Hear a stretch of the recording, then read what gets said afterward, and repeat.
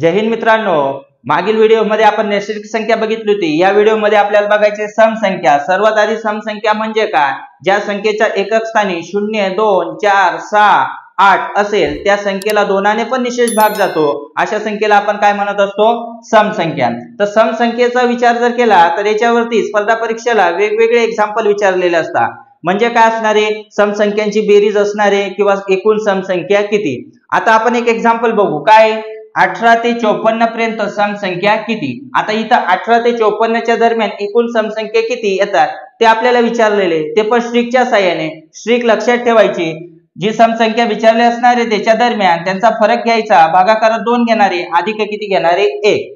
आता इथं जर विचार केला फरक काढण्याचा, 54 वजा किती करणारे आपण 18, भागाकारात किती घेणारे 2, अधिक 1। याच्यामध्ये जर फरकचा विचार केला किती मिळणार आहे आपल्याला? फरक 36, भागाकारात किती घेतले 2, अधिक 1। आता बघा पुढं, बे एक बे, बे एक बे, बे आठी किती होणार आहे 16। म्हणजे आता आपल्या जवळ किती आहे? 18 अधिक किती असणार आहे 1, यांची बेरीज केली किती मिळाले आपल्याला? 19। हे असणार आहे आपलं फायनल आन्सर। म्हणजेच काय? 18 ते 54 च्या दरम्यान किती समसंख्या येणार आहे? 19 समसंख्या असणार आहेत। त्याच पद्धतीने पुढचं एक्झाम्पल बघा, 50 ते 78 पर्यंत समसंख्या किती। आता ते पण स्ट्रिकच्या साहाय्याने घ्यायचं, फरक बघायचा, 78 वजा किती करणारे 50, भागाकारात किती करणारे 2, अधिक किती करणारे 1।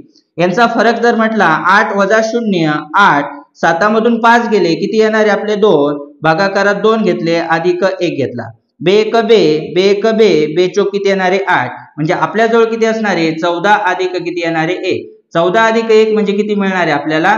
15। हे असणारे फायनल आन्सर। विद्यार्थी मित्रांनो, फक्त आपल्याला स्ट्रिकच्या साहाय्याने काय असणारे? आपण एकूण समसंख्या काढणार आहे। विद्यार्थी मित्रांनो, व्हिडिओ आवडल्यास व्हिडिओ लाईक करा, शेअर करा।